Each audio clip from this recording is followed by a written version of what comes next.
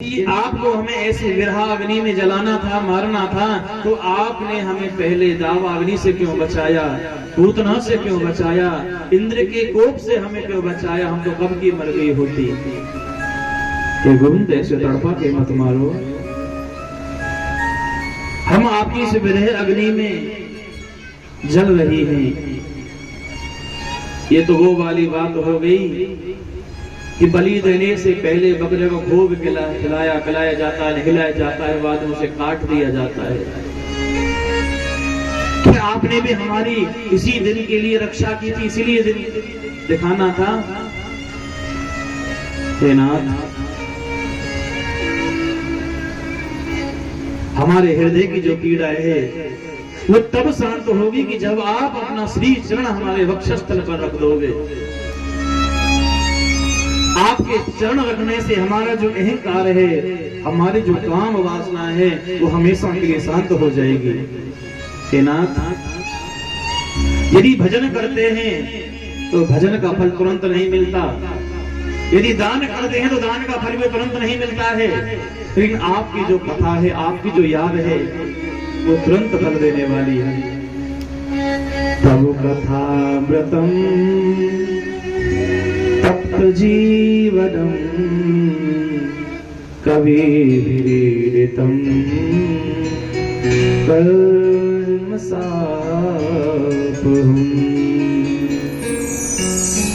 जब हम तड़पती हैं और आपकी कथा सुनती हैं तो तुरंत हमें शीतलता मिलती है, हमारे मन को शांति मिलती है। हे गोविंद, आप चले आओ। हम यहाँ विरह अग्नि में जल रही हैं और तुम इस घनघोर जंगल में नंगे पांव घूम रहे हो। यदि कोई आपको कांटा लगेगा, कोई पत्थर लगेगा तो आपके पैर में चुभेगा, तो आपके पैर में, लेकिन कष्ट हमें होगा। हे गोविंद, यत्ते सुजात चरणाम्बुर्हं स्तनेषु। हे श्याम सुंदर, आप दौड़े चले आओ और अपने श्री चरण हमारी छाती पर, वक्षस्थल पर रख दीजिए, हमारी पीड़ा को शांत करो। और वो जहाँ एक साथ में बहुत जोर से रुदन करने लगी। सुखदेव भगवान कहते हैं, श्री सुख उवाच, आज गोपियों का रोना भगवान से दिखाई नहीं दिया। भगवान से जब रहा नहीं गया तो भगवान इति गोप्या प्रगायन्तः प्रलपन्तश्च चित्रधा रुरुरुषुश्वरं राजन् कृष्ण दर्शन लालसा। गीता समाविर्भूत छौरे स्मयमान मुखाम्बुजः पीताम्बरधरा स्रग्वी साक्षान् मन्मथः। जब कोई भक्त भगवान के विरह में रोता है, भगवान को याद करता है, तो भगवान कंधे पर पीताम्बर धारण करके आते हैं उसके आंसू पोंछने के लिए। आज भगवान ने पीताम्बर धारण करके आए और जैसे ही गोपियों को दर्शन दिया तो गोपियों ने रोना बंद कर दिया।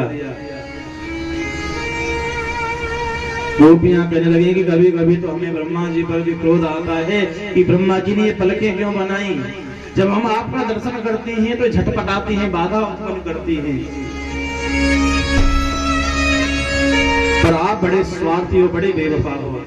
हमने आपसे मन को लगाया और आप हमें छोड़ के चले गए। भगवान कहने लगे, गोपियों, बिना विप्रलंब के संयोग का आनंद नहीं मिलता है। कहने का मतलब, अब खूब आप यहाँ कथा पंडाल में बैठे हो, बड़ी सुंदर व्यवस्था ओमपाल जी ने की है, कूलर पंखी भी चल रहे हैं, लेकिन फिर भी आपको क्या तो गर्मी लग रही होगी। फिर भी मन में सोच रहे होंगे, व्यास जी का तो आनंद है, दो सौदा चल रहे पर बड़ी गर्मी लग रही है भाई। यहाँ भी आपको सुख नहीं मिल रहा होगा, परंतु आप धूप में चल करके आओ, तब आकर के पंडाल में बैठो तो बड़ी शीतलता लगेगी। सरपंच साहब, कहने का मतलब, जब दुख भोगने के बाद में सुख आता है तो उसका आनंद अलग होता है। दुख के बाद में जब सुख आता है, भगवान बोले, गोपियों, विरह के बाद में जब संयोग पुष्ट होता है तो आनंद ही अलग होता है। गोपियों, जितना तुम मुझसे मिलने के लिए तड़प रही थी उतना ही मैं तुमसे मिलने के लिए तड़प रहा था। और मैं तो ये जानना चाहता था कि वास्तव में तुम्हारा प्रेम सच्चा है या कच्चा है। गोपियों, जो किसी से प्रेम करते हैं वो चार तरह के होते हैं। एक तो वो होते हैं कि जो प्रेम के बदले प्रेम करते हैं कि तुम भी हमसे प्रेम करते हो और हम भी तुमसे प्रेम करते हैं। दूसरे वो होते हैं कि हम तो तुमसे प्रेम करते हैं कि तुम भले ही करो कि ना करो। तीसरे वो होते हैं जो किसी से प्यार नहीं करते, और जो किसी से प्यार नहीं करते वो भी चार तरह के होते हैं। एक तो आत्माराम, वो अपनी मस्ती में मस्त रहेंगे, दुनियादारी से कोई लेना देना नहीं, समय से खाने को मिल जाए और समय से मस्त। एक होते हैं आप्तकाम, जब उन्हें जरूरत पड़ेगी, अपना मतलब सिद्ध करना होगा तो ओमपाल जी के पास में जाएंगे, बड़े मीठे बोलेंगे, भैया 10,000 रुपए की जरूरत है, पूरे गांव में घूम लिया पर तुम्हारे जैसा आदमी अच्छा मुझे पूरे गांव में नहीं लगता। काम सिद्ध हुआ फिर मुड़ के भी नहीं देखते हैं कौन ओमपाल, कैसो ओमपाल और कहां को ओमपाल। वो होते हैं आप्तकाम। तीसरे होते हैं अकृतज्ञ। अकृतज्ञ उन्हें बोलते हैं आपने किसी के ऊपर उपकार किया, किसी के साथ में भलाई की और वो उल्टे आपको बुराई देते हैं, एहसान भी नहीं मानते। और चौथे होते हैं गुरुद्रोही। गुरुद्रोही का मतलब होता है कि किसी से प्रेम करते हैं और प्रेम करके अपना मतलब निकल जाने पर उसी को फिर धोखा देते हैं। वो भी बोले बस महाराज आप चौथे नंबर के हो, हमने तुमसे प्रेम किया और आप अपना मतलब निकाल करके हम तड़पता छोड़ करके चले गए। भगवान फिर कहने लगे गोपियों ऐसा नहीं है, मैं भी आपसे उतना ही प्रेम करता हूँ जितना तुम मुझसे प्रेम करती हो। आओ मैं तुम्हारे साथ में पुनः रास रचाऊंगा। गोपियां दौड़ी दौड़ी चली आई और जैसे ही रास की तैयारी हुई, गोपियां सजने संवरने लगी, वस्त्र ठीक करने लगी, तो इस रास का समाचार पहुंच गया कैलाश पर्वत तक। उधर मैया पार्वती भी रास में आने के लिए तैयार होने लगी। भगवान भोलेनाथ ने पूछा देवी कहाँ जा रही हो?